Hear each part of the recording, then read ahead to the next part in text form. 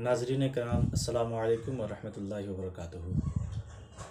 अल्हम्दुलिल्लाहि रब्बिल आलमीन वस्सलातु वस्सलामु अला सय्यिदिल अंबिया'i वल मुरसलीन अम्मा बअद फ़अऊज़ु बिल्लाहि मिनश शैतानिर रजीम बिस्मिल्लाहिर रहमानिर रहीम।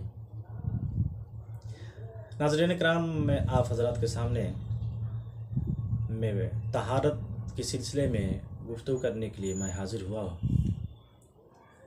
और तहारत मोमिन के लिए ये एक अहम और ज़रूरी चीज़ है, क्योंकि पाकी हासिल होना ज़रूरी है नमाजियों के लिए, और जो मोमिन हैं उनके लिए भी ज़रूरी है।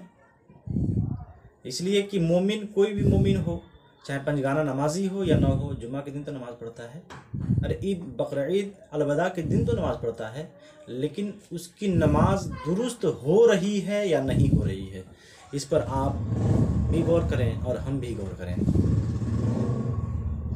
और पाकी हासिल करना नमाज के लिए बहुत ज़रूरी है।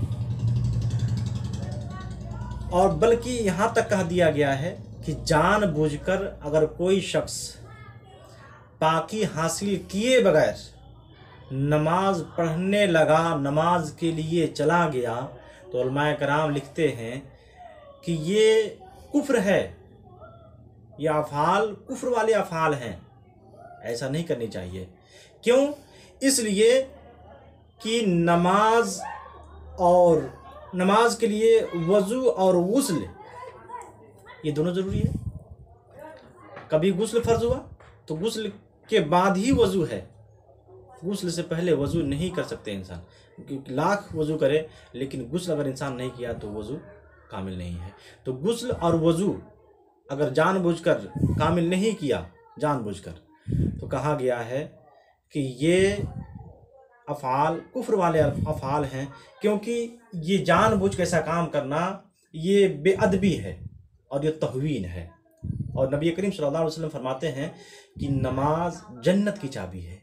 हम भी जाना चाहते हैं नमाज जन्नत में, और आप भी जाना चाहते हैं जन्नत में। तो नमाज जन्नत की चाबी है, और नमाज की चाबी तहारत है। क्यों? नबी पाक सल्लल्लाहु अलैहि वसल्लम ने फरमा दिया तो है। और जब चाबी जिसके पास ना हो, वो अपने रूम का दरवाज़ा खोल ही नहीं सकता है, अपने मकान का दरवाज़ा खोल ही नहीं सकता है।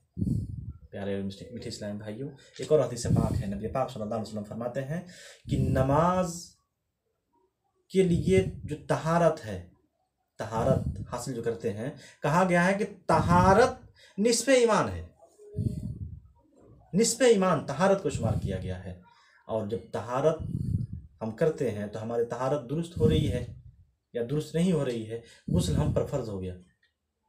और गुस्ल मिसाल के तौर पे एहतलाम का हो जाना, मनी का आ जाना, पेशाब के रास्ते से हो, बीमारी ना हो लेकिन कभी कभार ऐसे मनी आ जाते हैं, तो उसकी वजह से भी गुस्ल फ़र्ज़ हो जाया करता है। इसी तरीके से हैज़ की हालत में औरतों का हो जाना, वो दिगर इस तरीके के दिगर और सारी चीज़ें हैं।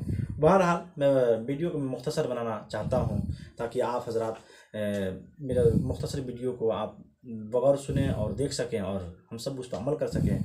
तो पहले आज हम गुफ्तगू करेंगे गुस्ल के बारे में कि तहारत की दो किस्में हैं, एक तहारत सुगरा और एक तहारत कुबरा है।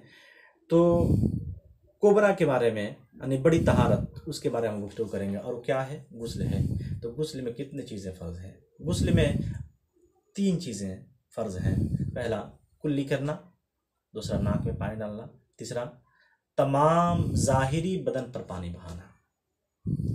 अब इंसान कुल्ली करता है, लेकिन क्या कुल्ली करना सिर्फ मुंह में पानी ले जाने का नाम है? कहा गया नहीं, कुल्ली जो इंसान करता है उसके लिए ज़रूरी है कि गाल के हर हिस्से पर पानी बह जाए और मसूड़ों पर पानी बह जाए, बल्कि दांतों के जड़ तक, उसकी खिड़कियों तक पानी का पहुंच जाना, ये फ़राइज़ में से ये फ़र्ज़ है। मिसाल के तौर पे अगर आप गोश्त खाएं या पान खाने का आदी हैं या फिर खैनी खाने का आप आदी हैं, तो अगर उसके कुछ ज़राए हैं अगर लग जाते हैं गाल पर या दांतों में, तो अगर आप उसको उखाड़ रहे हैं, हटा रहे हैं, जैसे कि चूना है, आप उसको हटा रहे हैं, तो अगर ज़रर नहीं पहुंचता है तो आपके लिए ज़रूरी है कि आप उसको हटाएं। उसको हटाए बगैर आप गुस्ल करेंगे तो आपका गुस्ल नहीं हो सकेगा। इसी तरीके से आप गोश्त खाए हैं, लेकिन गोश्त का रेशा दांतों के जड़ तक पहुंच गया और वो नहीं निकल रहा है, दोनों दांतों के बीच में जाकर गोश्त का रेशा फंस जाया करता है, और आप तवज्जो नहीं देंगे, आप उसी तरीके से गुस्ल करेंगे तो आपका गुस्ल नहीं हो सकेगा। उसके लिए ज़रूरी है कि आप उसको पहले खिलाल करके उसको निकाल लें।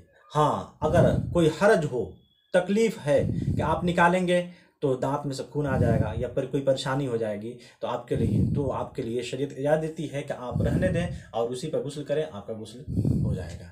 अब आते हैं कि नाक में पानी चढ़ाना। दूसरा नंबर है गुस्ल के फ़राइज़ में से नाक में पानी चढ़ाना।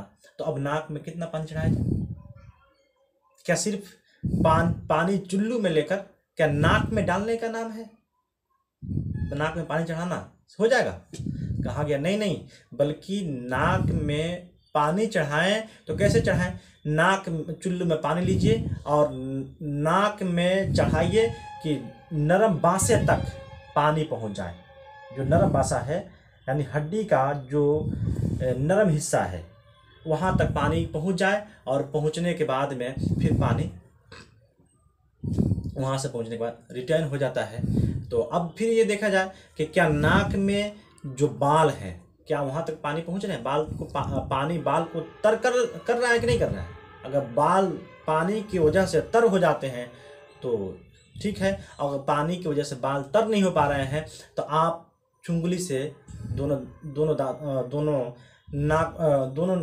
नाक के जो हिस्सा है, अंदरूनी हिस्सा है, उसमें खिलाल कीजिए और नाक को साफ़ कीजिए। और अगर रीठ वगैरह है तो उसको भी साफ़ कर लीजिए, जो जम जाते हैं और नाक के अंदरूनी हिस्से में बैठ जाते हैं, तो उसके लिए आपके लिए ज़रूरी है कि उसको भी साफ़ कीजिए। और अगर ज़रर वाली अगर आप छुड़ाते हैं तो आपको ज़रर पहुंचने का खदशा है, तो आपके लिए शरीयत इजाज़त देती है कि आप गुस्ल कर रहे हैं तो नाक में पानी चढ़ाएं और उसको साफ़ ना करें, इसलिए कि तकलीफ़ होगी आपको, तो तकलीफ़ होने की वजह से मुआफ़ है।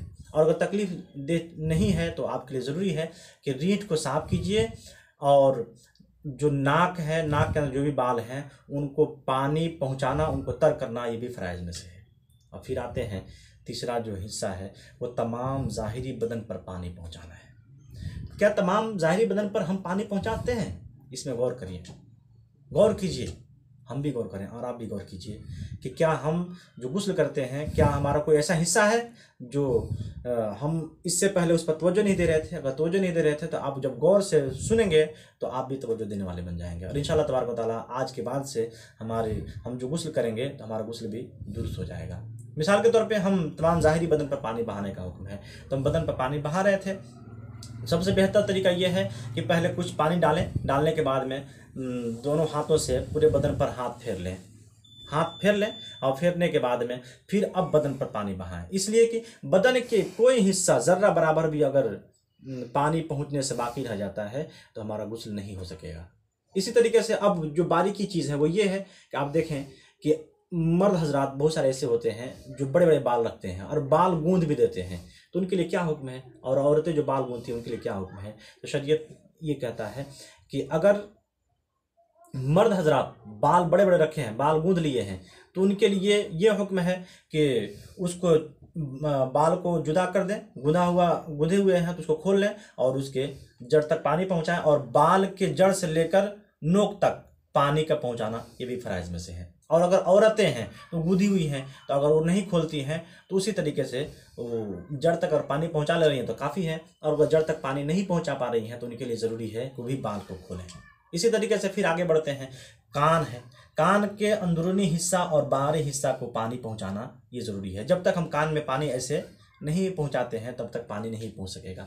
नामुमकिन चीज़ है कि पानी जब तक हाथ से न पहुंचाएं पानी पहुंच जाए, ये नामुमकिन चीज़ है। इसी तरीके से फिर आगे आइए, बगल है। अब बगल में हम तवज्जो नहीं देते, हम नहा लेते हैं लेकिन बगल हमारा भी तर होता ही नहीं है, तो क्या है?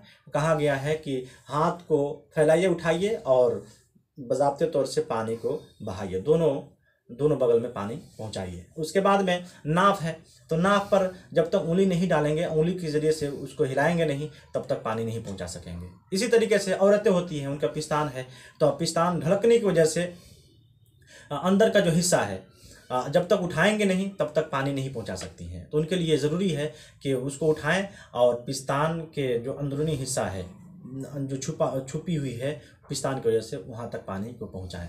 इसी तरीके से फिर आगे चलिए, ये ज़रूरियात वाली चीज़ें हैं। इसी तरीके से जब आगे चलिए तो जब अगर इंसान मर्द हो या औरत हो, जब खड़े होकर नहाते हैं तो उनका जो दोनों सुरीन है, सुरीन उसको कहते हैं कि जिस पर इंसान बैठता है, जिसके ज़रिए से इंसान ज़मीन पर बैठता है या कुर्सी पर बैठता है या तख्त पर बैठता है या कोई चीज़ पर बैठता है, उसको सुरीन कहा जाता है। जब इंसान खड़े होकर नहाएगा तो उसका दोनों सुरीन मिल जाएगा। मिलने की वजह से पानी नहीं पहुंचा सकता है जब तक दोनों सुरीन के बीच में हाथ न ले जाए और पानी के ज़रिए से हाथ को न पहुंचाए, तब तक इंसान का सुरीन नहीं भीग सकता है, वहाँ पानी नहीं पहुंचा सकता है इंसान। हाँ, और अगर मिसाल के तौर पर अब बैठ कर हम नहा रहे थे तो अब रान है, पिंडली है, दोनों एक दूसरे में मिल जाया करती हैं। अब मिल जाने की वजह से जब तक हम खोलेंगे नहीं तब तक अंदरूनी हिस्से पे पानी नहीं पहुंचा सकते हैं। इसी तरीके से घुटना है तो घुटना को जब तक हम सिकुड़ा, यहाँ पे कुछ ऐसे चमड़े होते हैं, जब तक हम ऐसा करेंगे तो सिकुड़ जाता है और सिकुड़ जाने की वजह से पानी नहीं पहुंचा सकते हैं। तो आपके लिए लाजिम है कि इसको मोड़िए और यहाँ पर पानी पहुंचाइए। इसी तरीके से अंदर वाला हिस्सा है तो इसको खोलिए और फिर यहाँ तक पानी पहुंचाइए। ये ज़रूरियात में से है।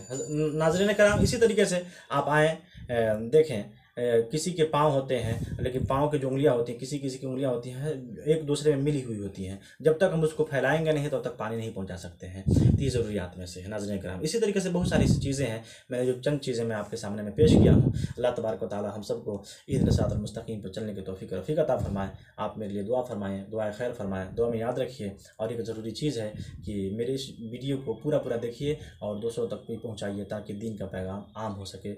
अस्सलामु अलैकुम वरहमतुल्लाहि वबरकातुहू। और एक और ज़रूरी बात है कि मेरे चैनल है, इसको आप सब्सक्राइब कीजिए ताकि हमारे हर वीडियो आप तक बआसानी पहुंच सके।